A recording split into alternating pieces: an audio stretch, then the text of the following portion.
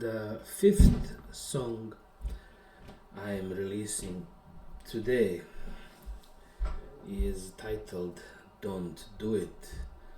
The full title is Don't Do It, Married Woman, or in Korean language, Hajima Ajuma. A lot of my songs, I realize, especially the songs written in English, have been written while I was in South Korea. After all, I've spent almost 20 years there. So, definitely a very, very productive part of my life, those 20 years. A lot of songs came out of that era, and a lot of them are just songs that can be applied to absolutely any situation, any time. They are timeless, just like all good songs should be. uh, in 2001, we had that bloody September 11. After September 11, it was a witch hunt on everything that was progressive, everything that was how can I say, outspoken, whether it was coming from the Islamic side or Christian side. If you were criticizing the government, you were an enemy. It was you're either with us or against us. Later on, we realized that the American government was a part of September 11 as much as whatever Saudi Arabian government or Kuwaiti government or whoever we blame today for that. I was very outspoken prior to September 11. I considered myself a cultural terrorist. And I used to say that my weapon was my guitar because with my music I wanted to open people's eyes to injustices around the world and to the way to find a way to back to themselves, because in the end it's all about one love, and it's all about that fight that has to be fought within yourself rather than outside. The enemy is really on the inside rather than on the outside, and we have been conditioned emotionally, physically, from the outside to fight that war. Long story. So I decided to leave North America. I was very interested in Buddhism, of course. I wanted to study different things, different ways of living. I was sick and tired of being labeled a Muslim. People would just make jokes about that or just have fun with it, even though, my family comes from, Christian side, from Muslim side. We have so many different people in my religion, in my family, that it's impossible to say that we are just one way or another. Nevertheless, the people would assume that if you're healthy, you're Muslim, and I really wasn't feeling like explaining myself over and over and over and again. And that's the reality. I still have to do the same thing in North America. As soon as I open my mouth, people will ask me, "Oh, where are you from?" I will say Bosnia and Herzegovina, and the first thing they will think of is the war and blah blah blah. Not realizing that war has to do as much with the politics here in North America as it does with the politics over there. In the end, it's all about the money and the people controlling the world with it. So I said, okay, I really can't do this anymore. I was sick and tired of explaining myself in Bosnia. I was sick and tired of explaining myself here. I'm going to Asia, and there I can just be nobody. Be Buddhist. I loved it.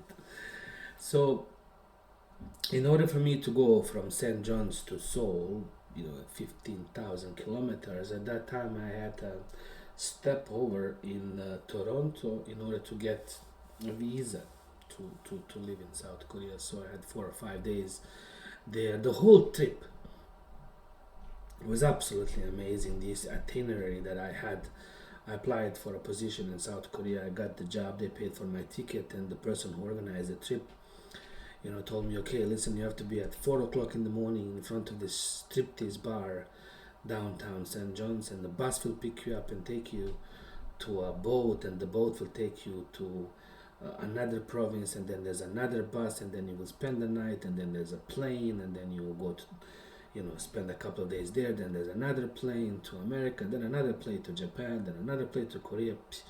The whole trip was about, I don't know, a whole week or something like that. But what I love about traveling is those moments in between when you leave one place and you haven't arrived there yet, so you really have a time to reinvent yourself. To when you meet people and people ask you who you are, you don't have to be the poor little refugee from Bosnia and Herzegovina, a Muslim, a Croat, a Christian. You can just be yourself, and you could be whatever you want. You can be Mexican. I loved it. So during those 4 or 5 days I stayed in Toronto, I wrote this song, Don't Do It. Not realizing that this song was actually written for people that I'm yet to meet, that I don't even know at that time, that, this married woman that is contemplating suicide, which this song is about, is as much me as that person I'm yet to meet. A lot of my songs that I wrote, especially love songs, are about that. I wrote songs about the end of love, before I even fell in love, and that's kind of realizing that, every love has kind of the beginning and the middle and the end, of course. But it's not the love. Love never ends, but the lovers do. Lovers move on and whatnot, or die, but the love as a phenomenon is eternal, just like my songs, timeless. So, while staying in Toronto, I don't know why at that time one of the popular songs, and the song that I listened to was by Lenny Kravitz, I Wanna Fly Away. And of course, that's exactly what I wanted to do. I wanted to escape North America and the whole propaganda about September 11 and all that jazz, and just, I didn't want to fight the wars anymore, and I'm still doing it. We're still fighting the same bloody wars.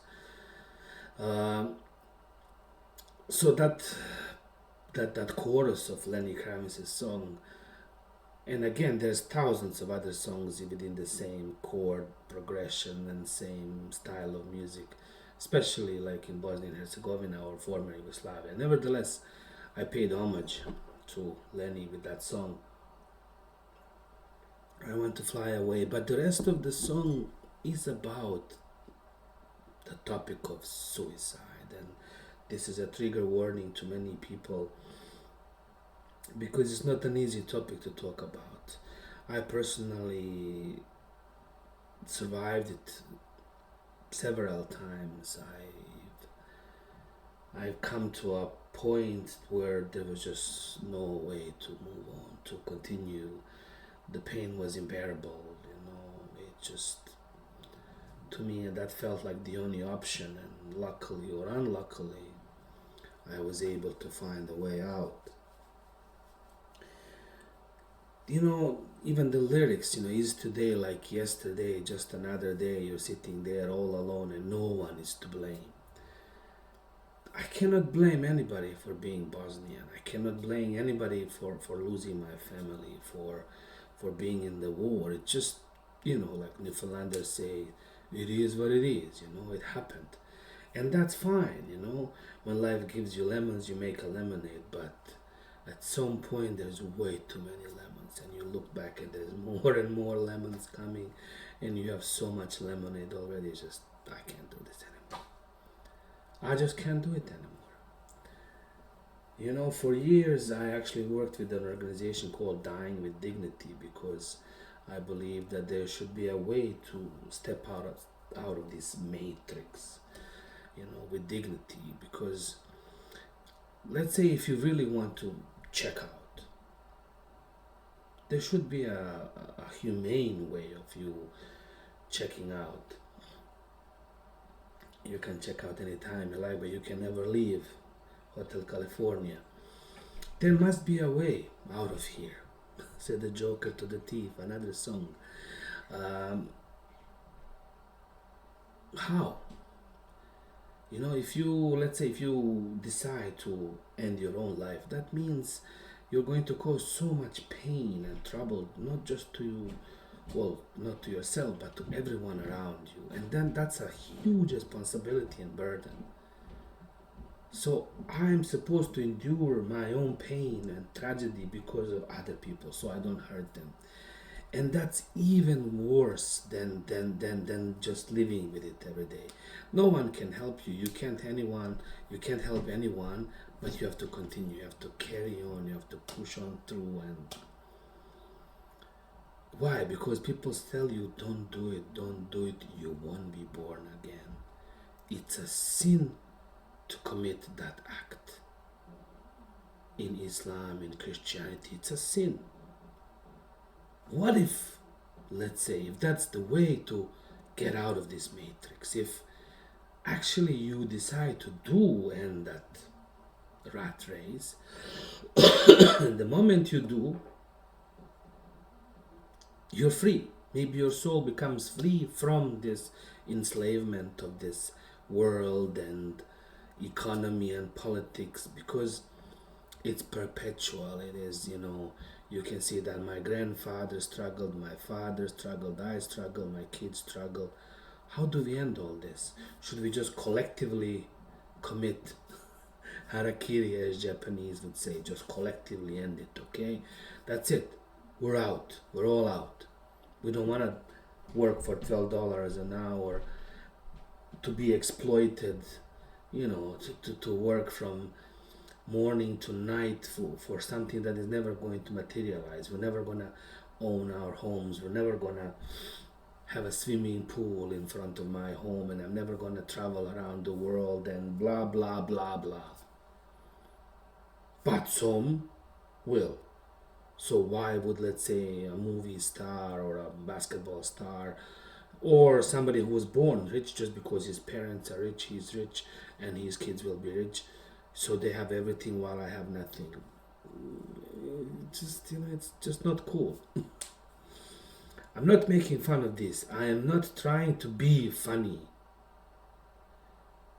I went through this myself. I fought my own demons.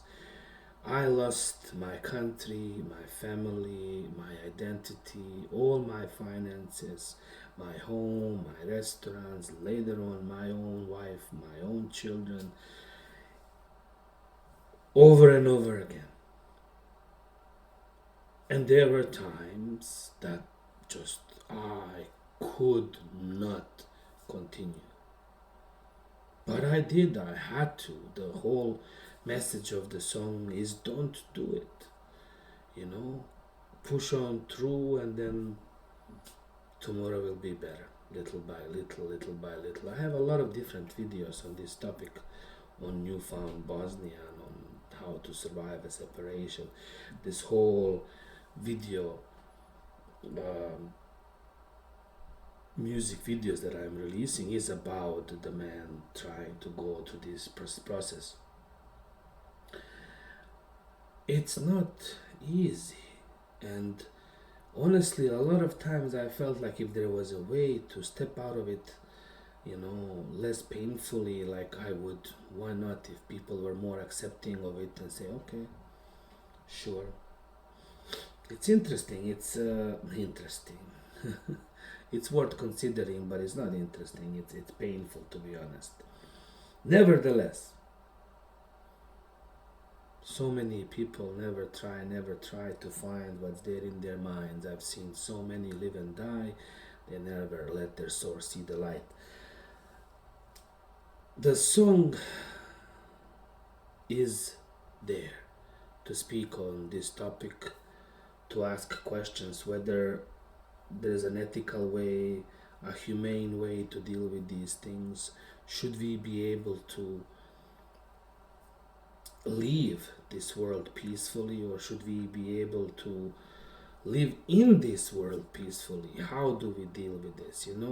At some point, when you see that people are just falling in the river and you're trying to save them from drowning in the river, you have to ask yourself, why are they falling in the river in the first place? What is it? what creates these conditions in which people actually are contemplating such things. In case of Don't Do It Married Woman, the story speaks of a friend that I met upon leaving or entering South Korea for the first time. So my first roommate in South Korea was a Canadian, a young Canadian gentleman with whom I've shared so many good memories. Um, he fell in love with a lovely Korean lady, and at that time she was married to a Korean doctor. They had two small children, and she was so unhappy because she never saw her husband, and he lived separately, yet he didn't want to divorce her because that was something that couldn't be done in traditional Korean society. She was deeply unhappy and excuse me, contemplated taking her own life despite the kids and the family. And what made it even worse was the fact that she actually fell in love with my friend, and he fell in love with her. And on one side they had everything, on the other side they had nothing. They really didn't know what to do. At one point they asked for my blessing, and I told them, look, if it's love, it will win. Go for it.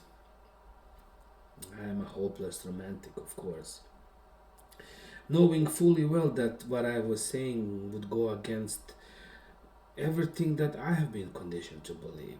I'm a traditionalist as well. I grew up in a place when divorce was not an option. The only way out was death, and not by your own hand. You had to endure a lot of pain. I met people who used to, it's not funny, but it sounds funny, who used to wish to die because it was just unbearable, to live. Nevertheless, my friends actually decided, after a long struggle, to get married. So she was able to finally get, divorced from her husband, and they decided to marry. But because Korea at that time was very, very, very, very closed, there was no way for them to do that there. So they decided to move to Canada, and they did. They moved to Canada and got married. They have another child together. So five of them are all happy, living and working in some for Scotia Bank. um, so it's a happy ending. It could have gone the other way. I met this lady many, many, many years later in South Korea. She came to visit her family, and she looked like a married woman. When we first met, we were all like kind of in 20s, children, just having fun, young and foolish. Now she looks like a serious person, woman, and it's in my eyes. I just thought to myself, my God, where did time go? It's amazing when you see somebody like. In my mind, she was always this young person, and now she's somebody completely different. So that's what happens if you push on through. You are given another chance, and nobody can give you that other chance except for yourself. You have to decide for yourself. It's not easy. It's not something that can that can come almost naturally. You really have to fight for it. I fought for my own chances, and they led me here. I was able to survive the war, the divorce, the mental scares, physical scares, medicinal scares, to get me to this point here. And here I am, finally releasing my songs about all these different things. Don't Do It is about suicide. It's a triggering song for me. It's a triggering song for everybody. It's not okay. It's not okay. Don't do it. But if you have to, consult an expert next to you or friends and before you do anything foolish, because I don't know if we have another chance. This is it. This is the one. I love you all. I will see you in the next video.